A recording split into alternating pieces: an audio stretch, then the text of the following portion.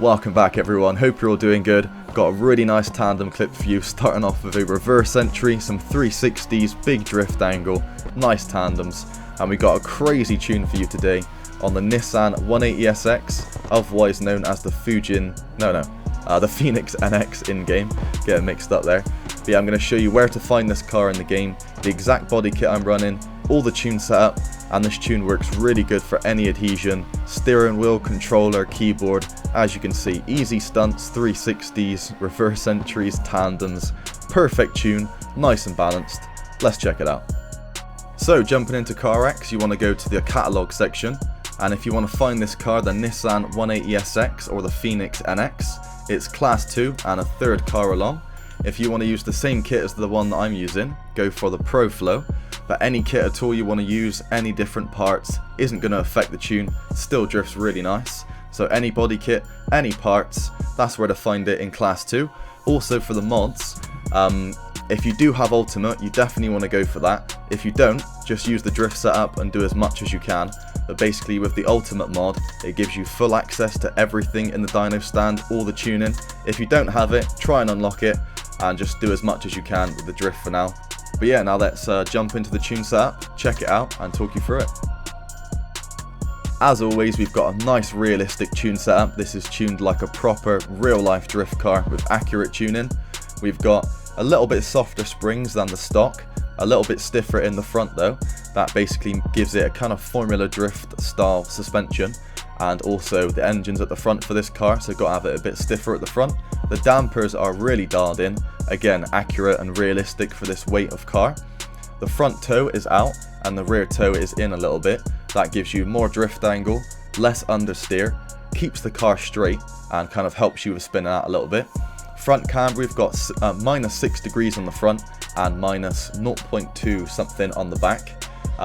When you're steering and drifting, the caster gives you kind of active camber. So basically with this camber setting, you're going to have nice flat wheels when drifting at a good angle. And with the rear camber, the same sort of thing. When you're drifting sideways, the wheel gets pushed flat when you've got camber.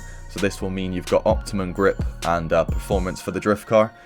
Anti-roll bars, we've stiffened them up a little bit stiffer in the front. And that's going to take away sort of body roll, make it really nice, smooth, stiff kind of car. Caster is 7, very realistic, what most Formula Drift cars use around that sort of degree. Gives you a nice smooth transition speed, nothing too fast or too slow. Acumen Angle is a really important one.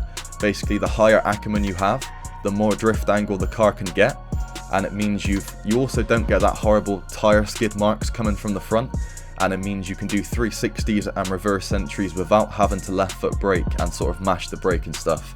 Basically higher Acumen is a more pro tune, more realistic, bigger drift angle, smooth drifting, but you're going to spin out more often. So if you're having trouble, if you're new to the game, drop it down a bit. I wouldn't recommend going any lower than about 50 as it gets really unrealistic at that point and it kind of teaches you bad drifting techniques. And then onto the wheel section, I've made them a little bit bigger, some nice 18s just to fill that arch. We've got 270 on the front, 275 on the back, nice and realistic and a little bit wider on the back. Front tire pressure is 170 and the rear is 130. Always got to have the rear a little bit less as it's going to cause more friction when it's spinning and heat up quicker. And again, those are realistic. You see a lot of comp tunes and stuff lately on CarX using like 70 kPa, which is about 10 psi, which you literally couldn't drive on.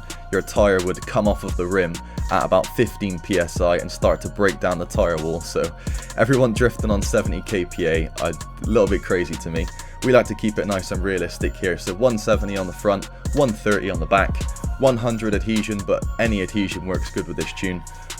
Also you can mess around with the power and stuff and little things, and it's not going to affect the tune too much.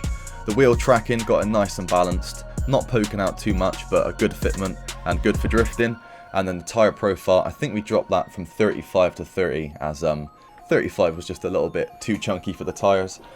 Onto the final couple of sections, we've got the engine. I've basically maxed out everything to give it maximum horsepower and turbo and everything. Feel free to drop that if it's not your style. I know most people do like full horsepower, so that's what I usually go for. But you'll notice the max torque setting is at the lowest. Basically what this does is basically whatever setting the max torque is at, when you're at that RPM rev range, that's where you're going to have kind of the most torque. Basically what it means is when you're drifting at low speed, low revs, you're still going to have a lot of torque and you're still going to be able to spin the wheels up. So it helps with understeer and kind of stopping drifting. It keeps the car drifting even at low revs and at low speeds. For transmission, the type is sequential. That just affects the sound, nothing else. Diff locking ratio, you see a lot of people running 1, but that's actually a welded diff, which nobody's drifting on in real life unless it's a street drift car. We've got ours set to a 0.85 LSD limited slip diff, which every single Formula Drift driver is using.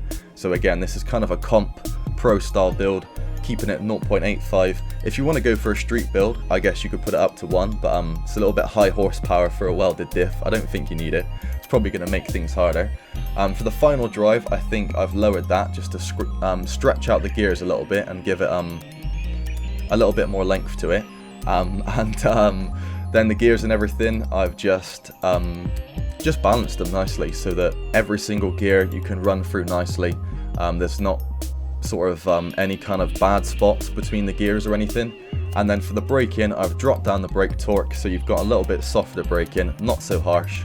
I've got the front brake bias to 68%, so you can do left foot braking, still get a little bit of extra angle, but you're not going to spin out or anything, nothing too crazy. I've got the ABS turned off, as I like to do brake locking entries and stuff and use that for stunts. But again, feel free to change anything in this setup. If you've got any questions at all, how to change a certain thing more to your style, or just anything you want to learn about tuning, drop it in the comments. I will respond and help you out. Also give me some feedback on the tune, let me know how you find it on keyboard, steering wheel, controller, and different adhesions and stuff. I've tested it quite a lot and it's feeling really nice, but it'd be cool to get some feedback from the community. Also let me know in the comments what cars you want to see next. Really hope you've enjoyed this video and the tune. Subscribe with all notifications on so you don't miss the streams, tunes, clips, and all sorts of crazy videos. Hope you enjoyed it. Enjoy the rest of your day, everyone, and I'll see you in the next one. Peace.